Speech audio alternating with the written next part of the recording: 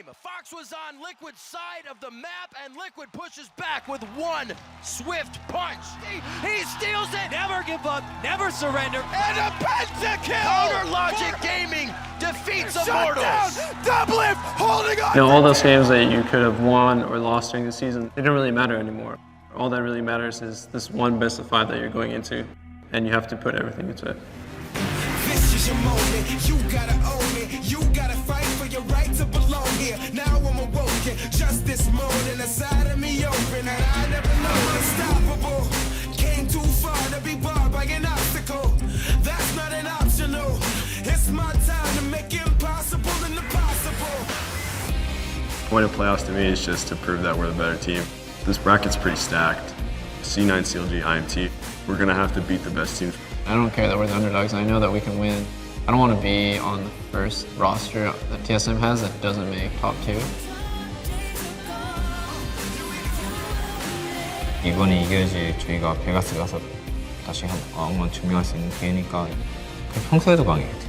지고 있을 때도 이길 수 있다는 생각하고.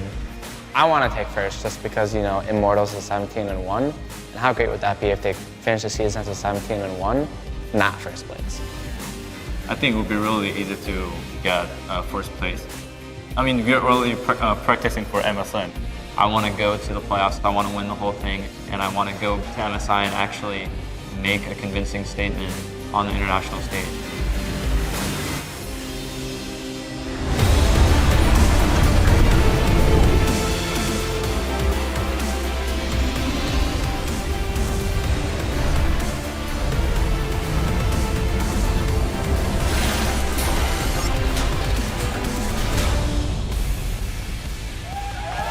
Welcome to day 1 of the North American LCS Spring Playoffs and our first quarterfinal showdown. The regular spring season is done and 6 teams are left to battle for the title of North American champions. Fans both inside and outside are hyped up and ready to see their favorite teams battle it out. TSM are returning to playoffs yet again, but they have quite a challenge ahead of them in this first best of 5. They'll be going up against Cloud9, who you can see here walking to the stage to set up for today's series. Now, hello everyone, I'm James Dash Patterson. Thank you for tuning in for today's action. And spawning on the analyst desk, we have Mark Zimmerman, Aiden Zyrene Moon, and David Freak Turley. Gentlemen, we made it to the postseason. How does it feel? I'm pretty excited. Great. Feels pretty good. I'm glad that you changed your hair to your ELO. I don't even know what color that is. Yeah, it's platinum. Platinum? Great. Sure. Yeah, are we going to call that platinum? Silver? Sure. Silver? Well, thank you. I appreciate it. Well, hopefully we can get to diamond, but then I don't know how to change my hair to that It's color. like see-through. Just, yeah, literally. Maybe when the Freak's got shave it off. Yeah, Freak's got it down on lock. Well, let's set the stage with a quick look at how the teams are arranged in the bracket. In our first best of 5 quarterfinal, 3rd seed Cloud9 will take on their old rivals TSM.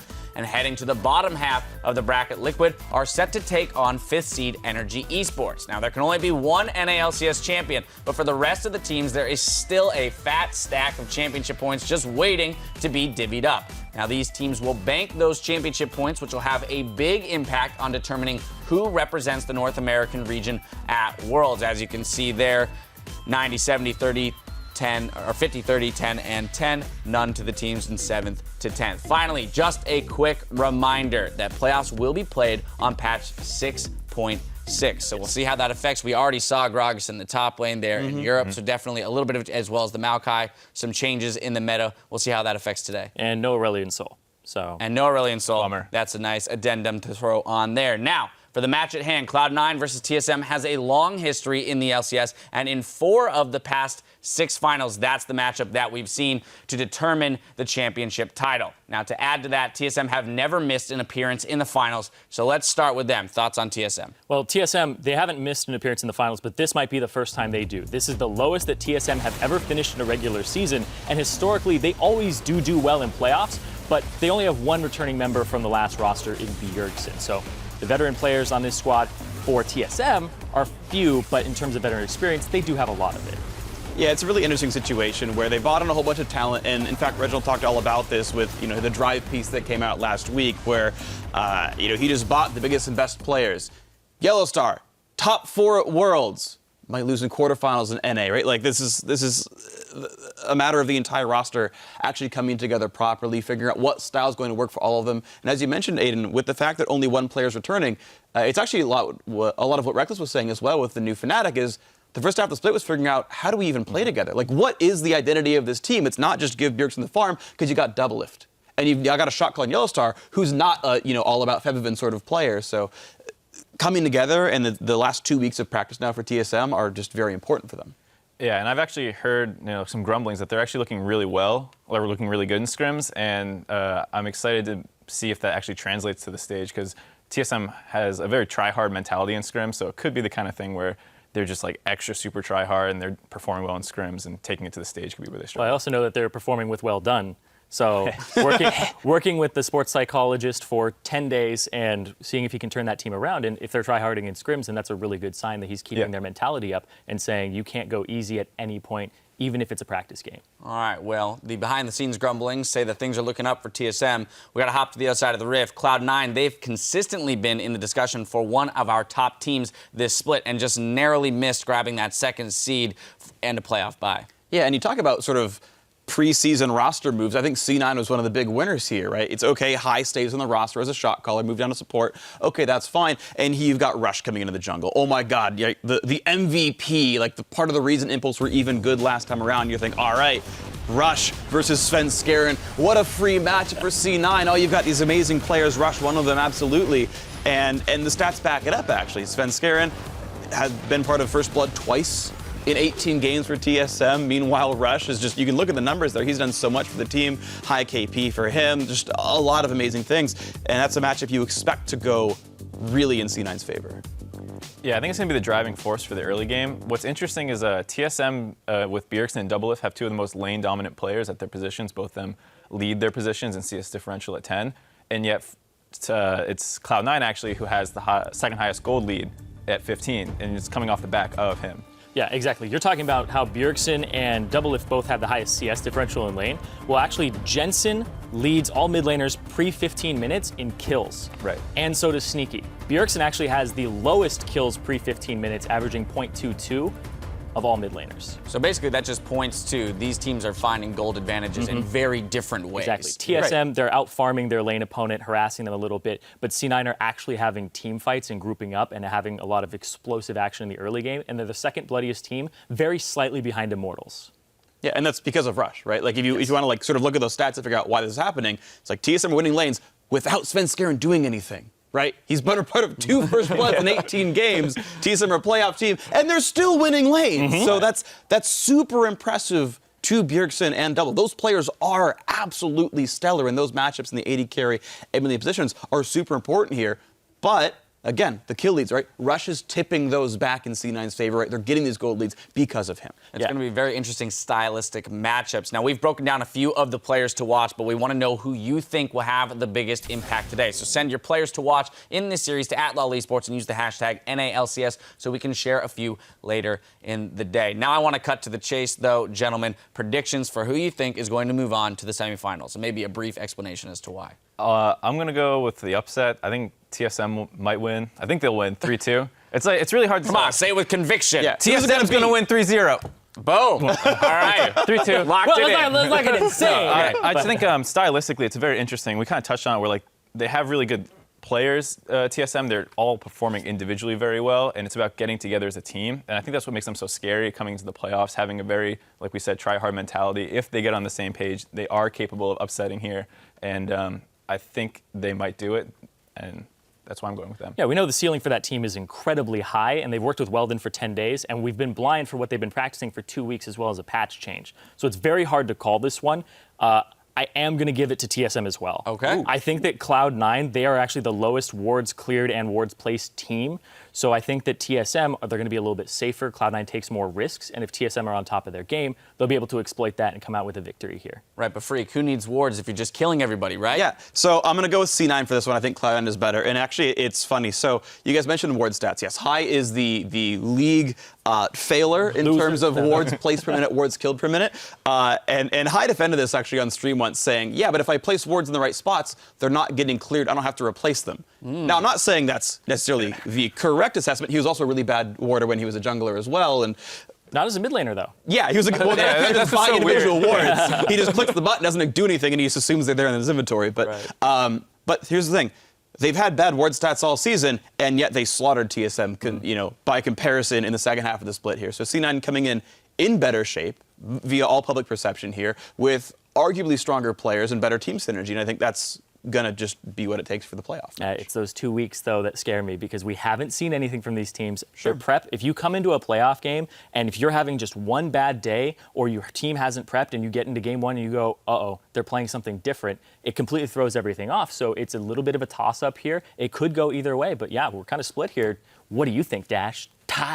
Well, if you're honestly asking me what I think, I'm going to tie us up, and I'm going with Cloud9 on this one. I'm going to reserve my judgment because we're ready to get into game, and we'll discuss it as the games continue. But that unknown element that you talked about, that 2 weeks, to me is why these best-of-5s are going to be so interesting. Now, without further ado, let's kick it over to our casters to get the games underway. As we go, though, Double F says, now that TSM has made playoffs, the real work is about to start.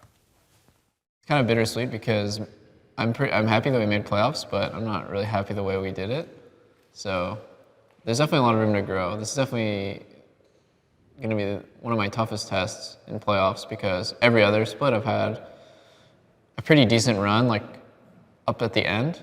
And in this case, I think we're pretty heavy underdogs.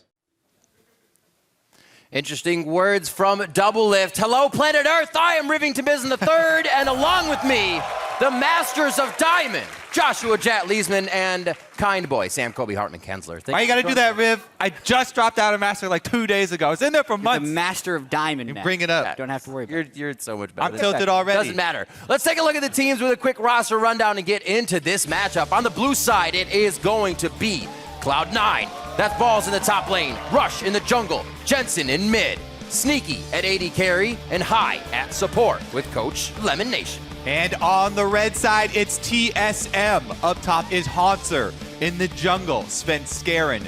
Mid, Bjergsen. AD carry, Double Lift. Support, Yellow Star. And Coach Parth. Yeah, Parth is back this week. He was out temporarily, so Reginald now again still very involved with the team, but in the backstage it will be Parth doing the picks and bans on the stage for this TSM team. Seems like a very collected Double Lift as he was speaking there. He's definitely changed over the years from the trash-talking Double Lift to the one who's kind of, this needs to be the one where I step forward and kind of everybody can rest on my shoulders. It hasn't worked out for him in past splits. Yeah, it's interesting. This split, he's actually gone back to a fairly heavy gold share. It's something he had a little bit less of in the summer split with COD when they were succeeding. And we really don't know what to see of this TSM team because they have been a total mess this entire year. So if they have found a cohesive strategy here, maybe they could actually have a chance of winning this. But they are absolutely huge underdogs. Yeah, and the one thing I'm looking for right off the bat from TSM is some targeting in Champion Select. Because Cloud9, while Jensen has played a ton of champions and Balls has played a ton of champions, Rush and High both have very limited champion pools and can be easily targeted. Rush, I mean, Nidalee is a very common ban. It's almost always banned against him. But other than that, he only plays the Lee Sin and Gragas, and his Gragas is a little iffy. Yeah, I mean, High in particular only played 16 games in the regular LCS split. 9 of those were on Morgana, and he was 9-0. Aside from that, he had a mediocre record on Alistair, 1 game on Soraka, and 1 game on Braum. So there we have it. The target on the Morg ban, also a Nidalee ban. Something about Cloud9's champion select is they do love to early pick those smaller, more power pick-based champion pools of the jungle, the AD carry, and obviously the support. Kalista still left up throughout this. We did see the Morgana ban coming in against Cloud9 against Liquid in that last week. It was one that took a win away from C9, so we do see that ban definitely hurting the bot lane. Yeah, and actually with Cloud9 banning out Gragas here, it opens up yet for the last ban Lee Sin from TSM. So those are all the jungle champions I mentioned for Rush. Now maybe he goes with the Kindred. Yeah. Now the thing is, he's played a lot of Kindred in solo queue as well, even though he hasn't brought it out in LCS. The thing is that it took a long time for him to work on this Kindred because he initially, even just a few weeks ago, was talking about how he didn't really like the champion, didn't like playing it, but you have to put in the time to be good at Kindred right now. She just has such a high skill cap and so much potential that I think that they really caught TSM off guard with this one, and Rush being able to hide the practice here on his Kindred well enough, at least, to evade TSM. Yeah, also have to add that reminder that we are on patch 6.6, so the Kalista is going to be heavily deprioritized because of the nerfs to her attack speed when she is not next to her Oathsworn. So decent deal there. And also Azir will make his triumphant return here to NA. We'll see about triumphant. Because Azir early picks, there are a lot of counters triumphant was definitely the wrong word. Okay there, TSM Jam, hold on. Damn it, Kobe! No, my secret's out. But really, the interesting thing about Azir here is we've been talking about how much he's back in the meta. We were trying to figure it out. A lot of it will have to do with how many tanks are in the game and how the hard initiation and assassins that were shutting down Azir are a little bit lower right here. But this actually isn't the best time to pick him quite yet because he's against a fairly heavy damage Kindred, and a lot of things that can reach Azir in the backline are yet to be drafted. Azir is definitely not without counters. Yeah, very true. He does have some good moves of his own to deal with Kindred compositions. Because he can push people around, you know, that's always good against Kindred, who throws down the Lamb's Respite and tries to protect a zone. Looks like Gangplank being moused over here, actually locked in already as well, so Cloud9 going to get that for balls, probably, considering how he single-handedly pretty much won them the game versus TSM last time around on his Gangplank, and it was actually versus Doublelift and Crew. And was against a Poppy in that situation as well. Something about balls this split is he's actually had a heavy gold and CS advantage of 10 minutes for a top laner, even though his damage hasn't been quite up towards the top of the charts. So we'll see how that will work, since Poppy typically wants to influence the game before Gangplank if balls actually manages to come ahead. Yep, Poppy's still extremely popular, and for good reason.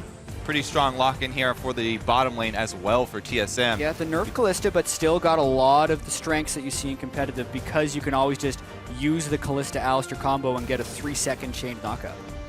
There's also a lot of variety the teams can pick here. Going into this game, this is the best of series, so they can test the waters a little bit. The Twisted Fate back in the hands of Jensen.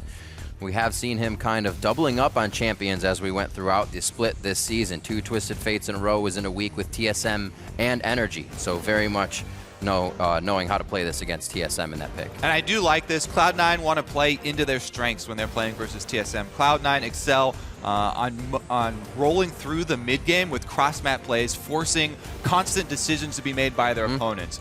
They trade objectives very quickly. They go for skirmishes very quickly, and they want to try and put pressure on TSM's communication. That's been one of the things where TSM in-game, you know, on stage, they have had mistakes pop up in mid-game and end-game teamfights, causing them to lose these big gold leads that they've been able to earn, you know, during lane phase and during the early stages of the game.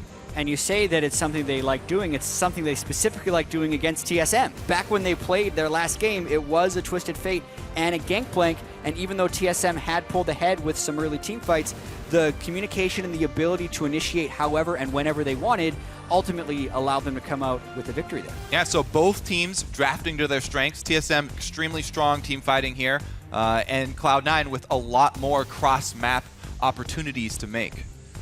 We'll have to see if they play it much the same way they did the first time. It was Cloud9 that was able to come up with that win when they played the TF Gangplank composition. It was with the Lee Sin in the jungle and a Kalista Soraka bot lane. Still very engaging and heavily able to fight on the side of Cloud9. TSM bringing about the same thing, and a lot of times we see TSM kind of getting a 40-minute fight win that turns the game back in their favor if there's any trouble throughout the game. They have a team that can set that up. Yeah, I really like how TSM have brought 3 separate displacement champions as well, with Poppy, Azir, and Alistar all able to try and move Cloud9 members around. We'll see how those early skirmishes play out, though, because it should be an exciting early game in a Cloud9 game. It always is. I'm ready. This is usually our finals match. We have a quarterfinals right now. Get started. We're going to get the hype early. Stay connected with us on Twitter throughout the series. Keep sharing your votes by tweeting at LOL Esports with either the hashtag C9win or the hashtag TSMwin. And we'll see how you voted as we get into game. We'll tally those up and get them shown to you. It is going to be an amazing matchup off the get-go. I can't promise that right away because they may be a little lax. Nobody wants to lose first blood. But we'll see how hard they go in the beginning. The crowd is ready. The teams are ready. It's been 2 weeks off here. Teams are coming in a little cold. We'll see who did their homework.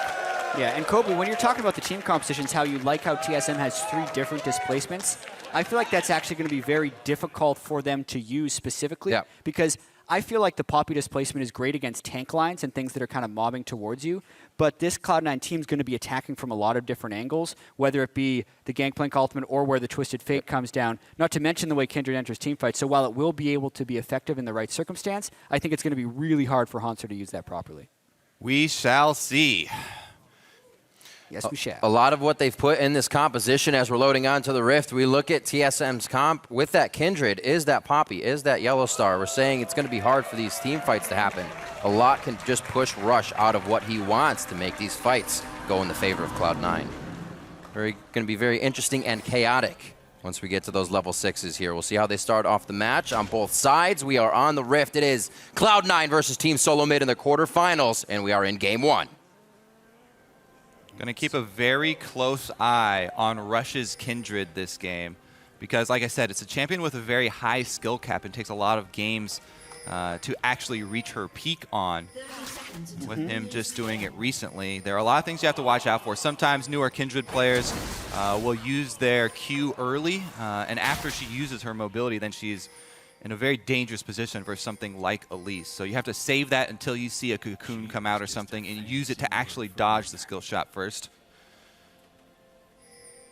Yeah, a lot of times people get a little antsy. Yeah, or without enough experience on Kindred, they'll think, oh, it's a Save to Devour jungler, you just want to farm out really hard. But in fact, Kindred has the potential to apply a huge amount of early pressure. And there is a little bit of a dice roll early depending on where his first spawn will be to start stacking up the Kindred passive. Usually a Scuttle Crab will be the first one for him. We'll see if Rush cycles the jungler and gets a little tricky. Lane swap invade here from TSM on the top side. See if Balls and Rush can sneak away the Wolf camp before they're found. Yellow Star and Double Lift might just go for the small monsters off the blue buff. Nope, he's going to go find them. A little late to stop this. Yeah. Both sets are actually a little late to stop it. Svenskeren got level 2. He did deny 1 Wolf. That's actually somewhat important. Yeah, and you actually want to finish it off, too, because this side of the jungle becomes TSM's side of the jungle. You don't want to leave it there and counter-jungle your own jungler because you have your top side, strong side there with the I got it! He stole the big wolf! Svenskeren didn't save his execute damage, and I just walked in. This is such a perfect example of the risky gameplay that Cloud9 go for, and it stems from High. He gets right in there with Braum, no fear, and steals it away. Svenskeren's level 2. Like, a lot of times, supports have to abandon their solo invades when someone hits level 2 because the response, the proper response when High goes in there, is to kill him. Svenskeren and Hanser just put damage onto him instead of worrying about the wolves, or you just save your execute. Svenskeren and Hanser do neither, and that's actually a pretty big experience dump for Cloud9's bottom lane.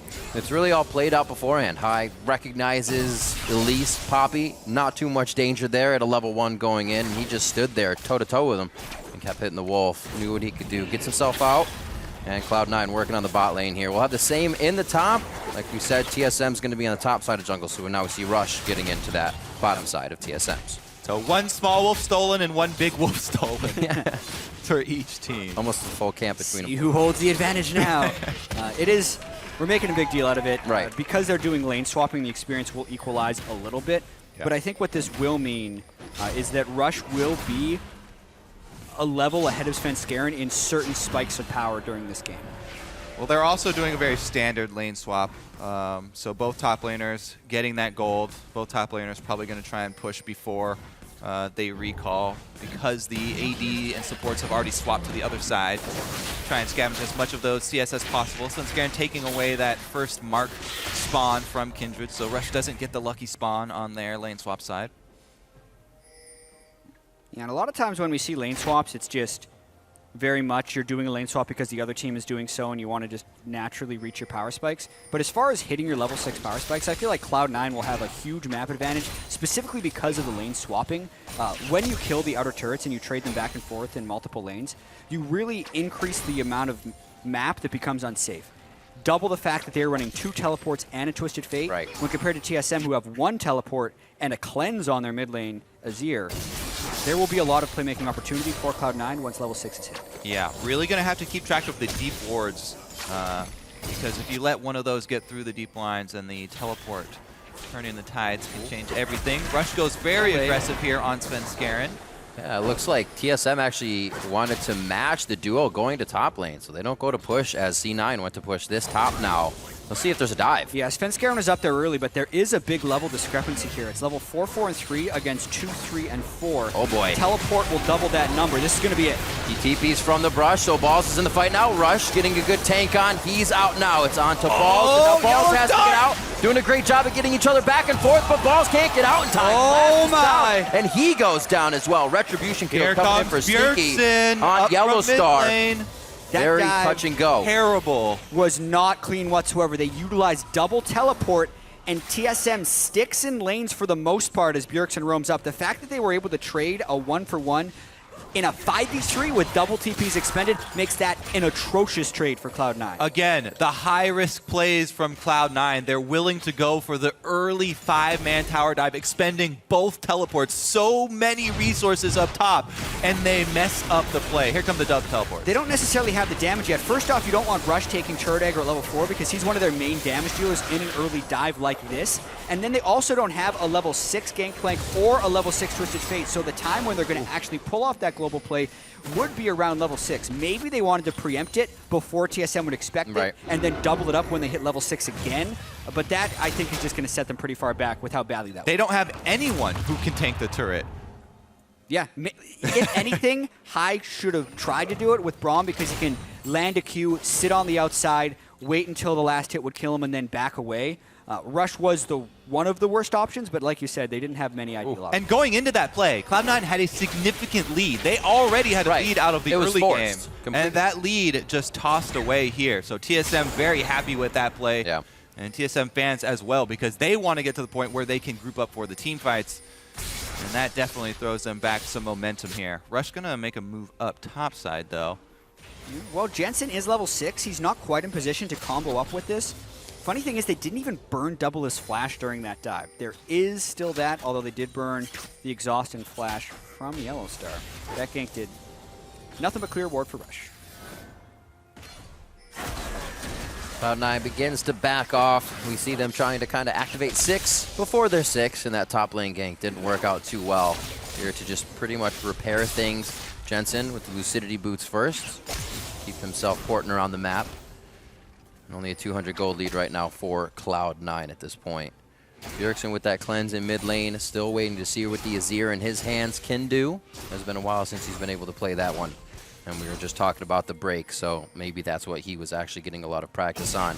Yellow Star is 4, but with that Kalista pickup of double lift, and Yellow Star being the one to kind of die all the time on the team, that's a lot of safety for him. Getting that Fate's Call could really be big for TSM if they want to pressure a little bit of advantage they may have now.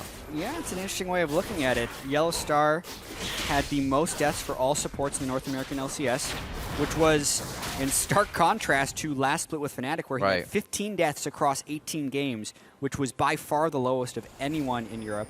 Having the Kalista ultimate as a get-out-of-jail-free card is incredibly crucial, especially against stuff like Twisted Fate and Gangplank, who are good at forcing plays off of the slightest misposition. Yeah, I like this play from TSM as well. You know, after Cloud9 make the looper up top, they're able to invade, grab that second blue spawn.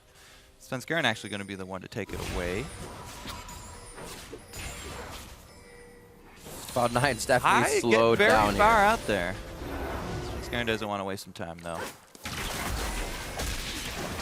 Sharing is caring. TSM gets top side, Cloud9 gets bottom side. Still 1-1, as I was saying. C9 definitely slowing their roll after the top lane gank mishap. It's like Balls just to farm up right now. They still have a lot of global map pressure that they can utilize within this Cannon Barrage ultimate. And Jensen making some plays with that Twisted Fate gate. Yeah, I mean, the gold numbers are going to be a little bit deceiving in this game because Cloud9 have both Twisted Fate and Gangplank, so they have a lot of extra cash that's coming. And not to mention, they also went Cull on Sneaky, whereas Kalista, with the attack speed build, didn't want to get Cull after the lane swap, and Double F went straight for extra daggers rather than going with the Cull to stack up. So Cloud9 have a lot of gold from their champion kits as well as items that's going to show up on the scoreboard. Bonus gold. And the interesting thing about Twisted Fate and Gangplank, they get inflated gold totals, but I don't necessarily think that means the gold lies to us. I feel like they scale well enough with golden items that while they do get more gold, it's still going to be a pretty good indicator of who is ahead in the game. Gangplank a lot of times has a struggle. It's struggle in the laning phase. But the thing is, it's kind of it's allocated in the champion's power overall for their kit. It is, and part of it is contributed by that gold. So that's kind of something that's guaranteed with the champion. And that big of a gold lead on something like a LeBlanc is a little bit more scary. Gold lead is going to be a little bit different. All right, now it looks like leads in each lane, 72 to 53 in favor of Balls, so doubling up there. Stand beside me going forward. It's actually going to be tapped onto Double Lift first. Yeah, Yellow Star level 5. Here. There's that Fate's call. Jensen behind the turret. High's going to take the tank. A lot of chaos in the back and forth here, but it looks like Hanser keeps the teleport coming in late. Them are disjointed here. Cloud9 grouped up. There it is. Can they follow up? This is Yellow Star being 5. If Double Lift goes down first, that means he's left out to dry, and that's going to be another follow-up kill for Cloud9. Map plays. Cloud9, again, even though they messed up the first dive, they go right back to the strengths of their composition. That's really good. They did not lose their heads after the first misplay, and they grouped up first since they both had the global teleports. They were grouped up as 5, and even though TSM tried to collapse to make use of their team comp, they're split off on 2 separate sides. Easy for Cloud9 to just charge through the turret and charge at TSM's weak side. It's all about forcing the decision, and everyone will say, why did Hanser complete this teleport? Because I'm sure that was the call. Look at where Elise and Azir are on the minimap. They were hoping to come up and force the collapse, but it was a disjointed play. Hanser was following the call. It just was never going to work because Cloud9 was more organized. They forced TSM into a decision. The decision for TSM could have been to back away, have all 5 people dive, and then push down mid lane, but it wasn't. And the fast play of Cloud9 reaps the rewards, and now they have a 3,000 gold lead before 12 minutes. So that's the exact strength of Cloud9 that highlighted early in the game. Let's see if TSM can make use of their strength that we highlighted. Rush actually gets caught out here. Svenskeren, that is a Kindred, though. He's going to do what he can. Gets Poppy knocked all the way back towards the red camp. But they'll be able to grab Scuttle control. Cloud9 now placing their few wards. We'll see how long they stay. We'll keep an eye on that since they don't seem to place many, but do they just stay alive? Do they have control of that area? It seems to be the case when they get that vision. 4-1, 12 minutes in. Dragon's going to be on Cloud9's favor to start things off. And that feels so good for Rush. He's already got the Devourer built for Kindred. Getting that immediate Dragon is a huge burst of power because you get off to those very quick stacks for your Devourer. And it all spawned from him getting caught on Kindred. And nobody from TSM really having the power to finish him off. We did just see there, Jat, the front line. There is one man on the front line, which is High, and he got hit with the Poppy ultimate. He displaced. He did, although if that Poppy ultimate would have hit Rush, it would have also saved him. So I think that kind of speaks to the difficulty of using the Poppy ultimate in this matchup. But success. The front line was pushed away. He saved Svenskeren's life with it. I suppose. I think Svenskeren could have walked away. Scuttled away, skittered with his legs. See where Bjergsen, he has not been able to make too many moves. I was going to say, see where he's gone, see where he's roamed. Usually it's been just on the edge of the plays Cloud9 is making. And that's because those teleports are just getting them around the map. Their way back in, grab a bit of Scuttle control and start to move their wards forward. Hopefully they can open up this middle turret, then start to get a little bit of the map back. TSM, they want to group as 5 and get a fight with their actual battle lines down, but Yellowstar gets caught out, and that's a big cooldown. To go after High as well, to headbutt pulverize the Braum in such a deep area. Yeah. And that's without teleport on Hanser too. They're going for that deep invade. He can't join, so it would at best be a 4 versus 4. I think with we the could be seeing a fight here. They're in the Baron pit, so to speak. Teleport from Twisted Fate available. There we go. Sneaky's left alone. But then they actually go back because Jensen's on the other side. Jensen was really the help there to give Sneaky kind of a meat shield to get out of that one, and Cloud9 just absolutely turns TSM on their head after they try to go for Rift Herald and being spotted. The Twisted Fate and the Gangplank, as well as the coordination of Cloud9, is just adding on top of itself, and TSM is looking like they don't have an answer here. First, Yellow Star goes in for a deep ward when they don't have the teleport advantage. Then they go for Rift Herald without it as well. Oof. Now Rush is just going to bully Bjergsen, knowing there's no possible response, and get them the space needed to I take love that move as well. As soon as you go for the aggressive play on someone, mark them with a passive on Kindred. So he backs up immediately, like, oh my god, Rush is coming for my head. We'll see this play once again. They leave Svenskeren saying, we'll get out. Svenskeren, you can get out, right? No, he cannot. Right, and Yellow Star goes in, uses both of his defensive cooldowns as Twisted Fate comes in behind him. So really Doublelift needs Yellow Star to be saving some of his cooldowns, so when Twisted Fate comes in on top of him, he doesn't get instantly one-shotted. Yeah, once again, it's the skirmish power of Cloud9, the big strength for this team, and they're getting another early gold lead. Doublelift just keeps getting 100%ed as Cloud9 continue to collapse on them. Yep. No Kalista ultimate there to try and pull back Yellow Star and get an extra knock up there for them. And so they really did pay for that early invade that Yellow Star did in the life there. Yeah. We're seeing Also, by the way, you saw the Rift Herald thing drop on the ground. The Snuffed buff. out. But you can't pick it up if you're on the enemy team. That's right. If TSM kill it, they're the only ones who can pick it up, even though it's sitting right there for you. We're seeing the average leads from throughout the season there. Cloud9 averaging 1,500 gold lead. Obviously, it's much greater in this game. The Cull, the Twisted Fate, the Gangplank, as well as the 7 kills have made a 6,000 gold lead by 15 minutes. Yep. 4x their average throughout the regular season. So in full control here against TSM. Very comfortable. And you know, even without that, we see a lot of that coming from Rush, from Jensen stepping up as Doublelift tries to step up. So these Kalista ultimates been a little bit underwhelming. Like, we knew Kalista was nerfed, but you need to rely on the ultimate right there. The ultimate wasn't changed. What are the things? They're in danger of getting caught again. Jensen has his ultimate if they want to extend this chase. Fight hasn't really started, and TSM is already very low. If Hai can get a stand beside, he's up front to get a slow. There's going to be the gate. Yep. That should be a yellow card. Svenskeren will go down in this situation. The jungle is having trouble on the side of TSM to start off the series. Just got to find the straggler at this point. TSM has not been able to stay grouped, and Jensen is having a field day. 100% kill participation, 5 kills, 3 assists. Yeah, an awkward overcommitment there by TSM for the turrets. You talked about when the map opens up, it even adds more advantage to Cloud9's composition, and they were easily able to use all the globals right there to collapse on that turret. And it's just an outer as well. Put the brakes on. Steadfast presence keeps Haunter safe, but he's low on mana. He's going to have to look to go back soon if they don't want Cloud9 to gain too much more ground here. Balls has already pressed the top wave up. C9 really working well, clearing the jungle and then prepped already in the top lane. Oh baby, the front line. Let's see How it. many we got? They got half of them out. You got 2? 2 to the party. But Doublelift is on the other side of the map, so it delays the push, but only for a while. Maybe this turns it into a turret trade if Doublelift wants to continue to push. But now with no pop, you ultimate a 5v3. And that's even a secondary for Yes, an outer. got to so kind of run a little bit.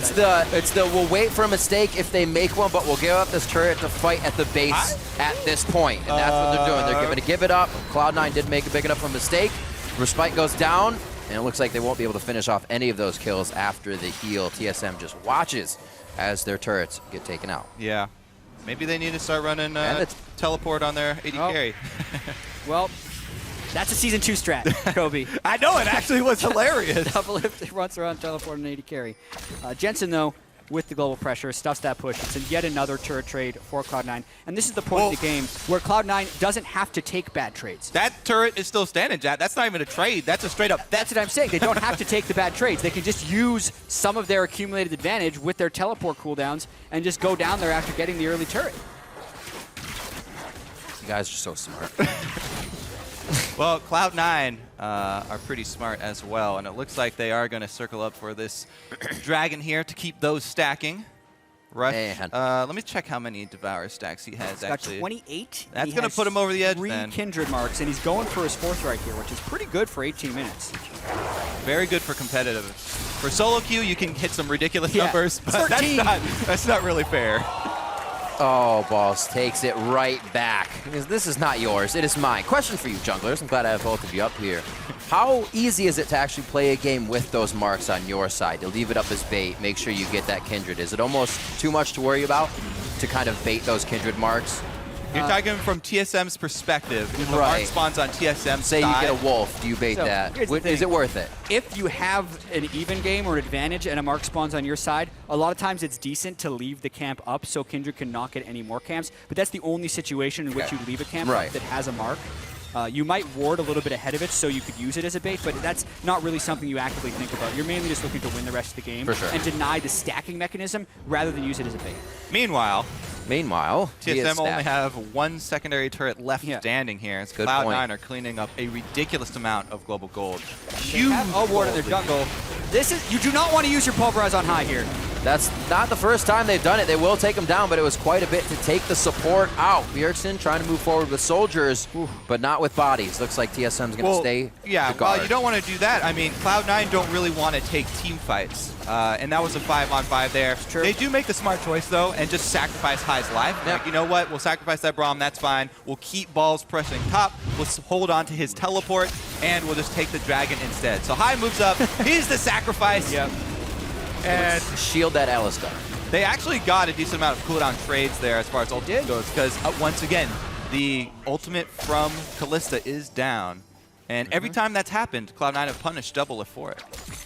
When I saw the Alistar go as a pulverize on the tank and the Gangplank ultimate go down, like I thought Cloud9 was turning a fight. And I was waiting for the Twisted Fate to come they to the very well backside. could make the call since they have so Yeah. much gold to fight with. You know, you can fight 5-on-5s into a stronger team fighting composition if you have 8,000 extra gold to work with in Yeah. items. You know, they can make the call to go for that teleport. But Well, they got just around that, plus Oh, extra brother. gold in their pocket. Getting the kill. Not bad, because they weren't going to be able to contest the Dragon anyway. So that was a successful pulverize by Yellowstar, for sure. This guy on your screen right here, 107 to 72, power farming along with 6 assists. Rush has just been through every lane this game, helping everybody get better. And as he said, coming into this split, you know, I kind of wanted to do my own thing. I'd take my own direction. Uh-oh, and he another learned teleport. to take direction and calls this season. It's been working great for Cloud9. So is his kill. Yeah, I mean, no outer turret, no war control. it's the same story. There's not much Hansu's going to be able to do there, but there's also not many other places he could have been on the map to get farmed. The other thing about Cloud9 that we should highlight is how well they finish games off. In the North American LCS, a lot of teams have difficulty ending games when they get early gold leads. But Cloud9, they play so well into this cross-map style, and they've been able to finish those games off after accruing these huge early gold leads. They can continue to pressure both top and bottom at the same time. They can even start setting up the pink wards and vision control of Baron area. Yeah. as Not well. too many, though. Not too many. Not too many. They don't place too many. Gotta keep There's that- one, though. Look at that. Gotta keep that Sneaky's ward got count one, down. the 80 carry. I mean, a lot of those ward stats could simply just come down to there's no Sightstone on Rush, but there is a Sightstone on Sven Scarrett. Well, there also are the added factors of Cloud9 have early leads so often. They can defend the pink wards they have, but Balls gets caught out now. Here comes Rush. The cocoon. Orange, it's okay. Oh, of course you're going to try to 2v1. There's the cannon barrage coming in.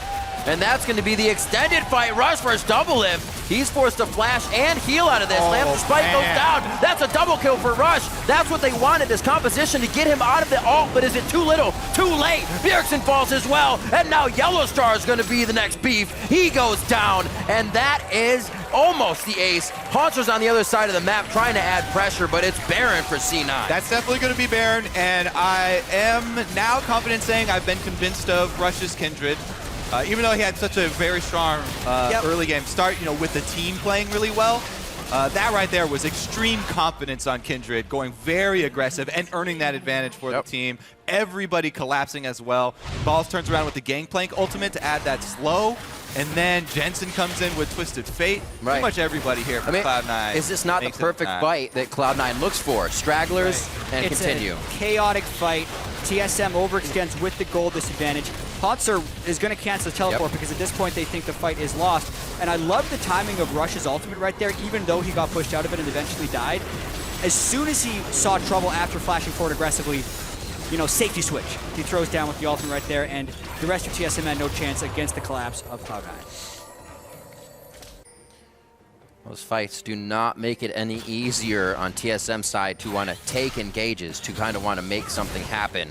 really makes you sit back, wait for a mistake, and now it's really Cloud9's game to lose. Very much in the driver's seat here. Good dodge, though. 3 now onto balls. Looks like this one may finalize him. Dodge 1. But Cloud9 is on the mid lane turret. But the thing is, it's a distraction. An overcommitment there from TSM. I mean, everybody goes down bottom for balls, and obviously the inhibitor is left exposed. Let's see if they get it or if they run. They don't want to get caught in the base in a 5v4 situation. It could be high. Sacrificial lamb once again. Don't always get what you want. Ooh, sneaky with a very nice relentless pursuit to get himself into safety. And they're going to continue. Rush now going in. There's no turret. That's going to be a double kill for Sneaky. Looking for the triple kill coming in onto Haunser. He was in the other side of the map, and when he does come to the party, he's kicked right out. Cloud9 starting this series off on a very, very quick pace here. We expected high tempo from them, and it looks like TSM just cannot keep up. Yeah, their average game time in the regular season was 33 minutes and 18 seconds. This game's going to end much more quickly for them, and they are picking up right where they left off. Chad, you said it before. The Twisted Fate, the Gangplank composition, it was back in week 6 when they took out TSM with it. They're going to do it again, 18-5, 25 minutes in. Cloud9 takes game 1 of the series. Yeah, and if we hadn't been paying attention to the conversation amongst the teams, talking about how good TSM has been in scrims, that say this series was going to be pretty close, if we just looked at this game and the LCS 2 weeks ago, it's exactly what we would have expected. Cloud9 ended the split pretty well. Yeah. TSM ended it on a 3-game losing streak, losing 4 out of 5.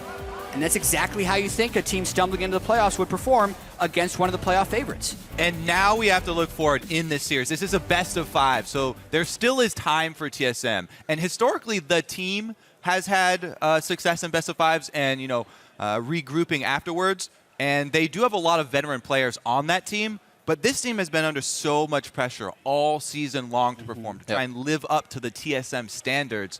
All that added pressure might make them collapse in a best-of-5 series, and we shall see here because they definitely need to regroup after that game. That was a very, very strong play from Cloud9, and TSM just have to kind of wipe that clean and go into game 2 as a fresh start. Exactly. It will be one thing to say that, TSM responds really well to pressure. But as you've been saying, they've been under pressure and have not been responding to the pressure of losing throughout the season, whereas Cloud9, ever since High returned to the lineup, whether you say in the Gauntlet or even after game 1 of the regular season, they just have that attitude and aura around them that even if they lose, it's not going to matter. So they're now even stronger favorites in the series after commanding game 1. It's going to be a great series with that game 1 under our belts. For a full breakdown of that Cloud9 win, let's check in with our analyst desk.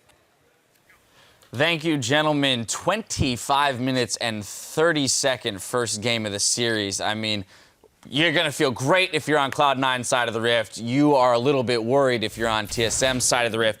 I do want to rush us through the game a little bit, starting in Champions League, because there's actually a fair amount to talk about for a 25-minute game.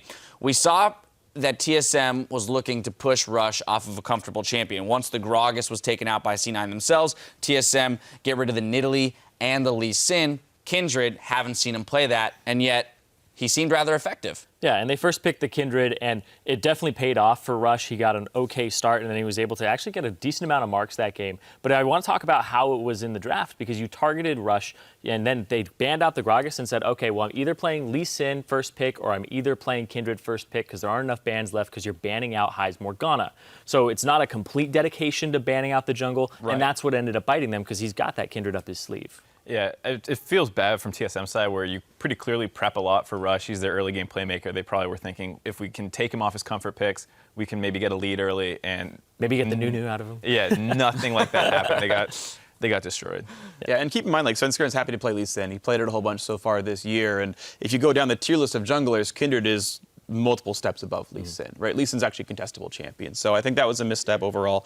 But it was interesting as you play it forward, okay, C9 Rush picks the Kindred, then you get Poppy and Azir, which are arguably the two best solo, it's debatable, but arguably the two best solo laners left up at this point, and TSM gets cream of the crop, and you're like, all right, sick. Like, this is set up for a really good composition. And the problem is it never mattered what the comp was, because the entire game, TSM just overstepped and got picked off. Right, exactly. So let's move into the game. We saw the double TP as well as having TF on your team to add a third, essentially, coming in from Cloud9. And before the game, we talked about where do these teams get their leads. Cloud9 is going to get them through kills early in the game, whereas TSM is looking to outfarm. And that's pretty much how the game played out. Early turret dive by Cloud9, traded kill for kill. It wasn't perfectly executed. But I want to pull us into our replay. 10 minutes into the game, a 3-for-0 for Cloud9. Freak, this is what you were talking about, where TSM, some miscommunication, a little bit of a misplay here, and C9 capitalized hard. Right, so you start out with the standard 2-on-2 where C9's looking to put up aggression. So you watch the first half of it, they go for the battle, and they know they have TF. They also have Rush coming in before Elise is coming in. So Yellow Star gets ulted out, right? Really smart to walk in and pulverize, bait it. TF ulties, and they're like, okay, flash away. But then this is the real big misplay. Haunter TP's in way the hell too early. You see, Elise and Azir are still not part of the team, so he dies for absolute free. Now they know it's a 5v4, and that makes it even freer. And you just get these kills with no possible chance of recompense. And that was the game-breaking opening. Because C9 are so damn good at playing with leads, you give them 3 kills for a misplay, that's going to be a 25-minute game. Yeah, and I absolutely love that the style that C9 is playing. They had basically 4 sources of globals there. We're able to exploit the weaknesses of TSM, right? They have a shaky foundation right now, and like I said, it's been 2 weeks, but is that really enough to actually get everything under control? Well, maybe it is against a different team, because if they're going to play global fast and loose, they're definitely going to exploit you. Yeah, TSM on your screen here, they're clearly going to have some stuff to talk about here and maybe retool a little bit going into the next game. And I'm going to come to you, Mark, because when you suffer such a crushing defeat, 25 minutes, and such a lopsided gold lead, does this cause you to question the preparation that you've put in over those 2 weeks going into a best-of-5 series? If I was TSM, I don't think I'd question my prep quite yet. If you look at how the game played out, they just couldn't get anything done, and it was more their own play than like any kind of prep concern. Like, I know they targeted Rush and he did fine, but if you look at that game, they had TP advantage for a little bit. They got nothing done. They TP in late on their own plays, and they just get picked off and die. And so it's much more like they need to look internally like, how are we playing, than they need to look like, is our prep good? All right, well, they have a few more minutes to figure all of that out. Now, earlier in the day, we asked players who would have the biggest impact in this series, and we have a response from Razak, who writes, that Jensen will definitely have the biggest impact today. Put him on a carry, let him show his individual domination. I mean, he had a very impressive scoreline on the Twisted Fate there, 9-0-7. So being a part of 16 of the 18 kills for the team, already putting up big numbers. Right, and he was actually the highest damage in the team as well. It was a devilish performance, 1-6-6-6 for his damage to champions that game. But just really strong. And he doesn't have to be an individual carry, right? He doesn't have to be LeBlanc. It's good, of course, but he can just be the playmaker. And they played around it well. That top lane tower dive, Kindred lane ganks, TFTP's in, and then open up the misplay, which happened. These are good things for C9. They keep playing around strong players. Good for them. And he's really evolved into an enormous playmaker for this squad. It's not just Rush, it's not just Hyde. Jensen opens up the mid lane for them, and sometimes he just goes to other lanes if he can't open up the mid lane. Right, so then talking about that mid lane matchup, where does TSM make an adjustment then, knowing that Jensen has this pool where he can play Varus and poke, he can play TF and affect other lanes, he can play Orianna being a team fighter. How does Bjergsen crack that kind of shell that Jensen has created that can totally guard his team? I think it's a bit of a mistake to try and target Jensen. We've seen him perform on so many different carries over the course of the season. He has these different styles where he's making plays for either himself or his teammates. I think it'd be better if they try and get their global game down. We saw C9 with a really global focus comp, and it kind of tore TSM apart. So I think maybe avoiding that mid lane and just getting Bjergsen elsewhere on the map. He was late to every side lane play, and I think getting more coordinated is what they need to do. Well, a very solid victory for Cloud9 coming out of Game 1. Quick update on the CB LoL Finals taking place today. INTZ swept the #1 seed Keyd Stars in the finals. Now, with that win, they have secured a spot in the upcoming International Wildcard Invitational to compete for a spot in the upcoming mid-season Invitational. So, good on those gents there, hoisting the trophy, proud as they should be, to fight for that opportunity to compete against the best teams in the world at MSI. It's going to be awesome. I mean, we saw Brazil make waves last year at Worlds, an entirely new team coming out, still a strong region. Yeah, I was really distracted. I was like, man, I really wish that I was a Spanish football commentator. They sound so amazing over there. Okay, it just sounds so great when you're casting League of Legends. It's very fast. It's got a lot of energy in it. So. Yeah, you remember all like those tricky level 1s and how hyped the casters got? Yeah, those were crazy. Oh man, yes, those level 1s. See, I'm waiting for something like that to come out here, and maybe that's something that TSM needs, and I wonder if they have it up their sleeve. Word of the wall, headbutt people in. Exactly, shake it up, because it seems like when you suffer such a crushing defeat, like the thing that will suffer the most, obviously, is the mentality. How are they going to rebound? I mean, TSM has shown their kind of prowess in playoffs in previous seasons, so you like to think with their veteran status they will be able to make the necessary changes. But something as drastic as that might be necessary in order to get them back into it. Doesn't hurt. And I think one thing we heard, I don't know if everyone knows, but the coaches can actually listen in on the comms during the games now, and it's definitely a huge advantage if you're the team struggling, because you don't need to ask as many questions of like what went right, what went wrong. You can just hear it yourself, and you can start addressing those right away. Right, so streamlining the process, not having to wade through everyone's stories as to what happened. We have the facts. We can address the issues. Well, we're going to step away while the teams load back onto the stage for Game 2 between TSM and Cloud9. Don't go anywhere. The NALCS spring playoffs continue after this.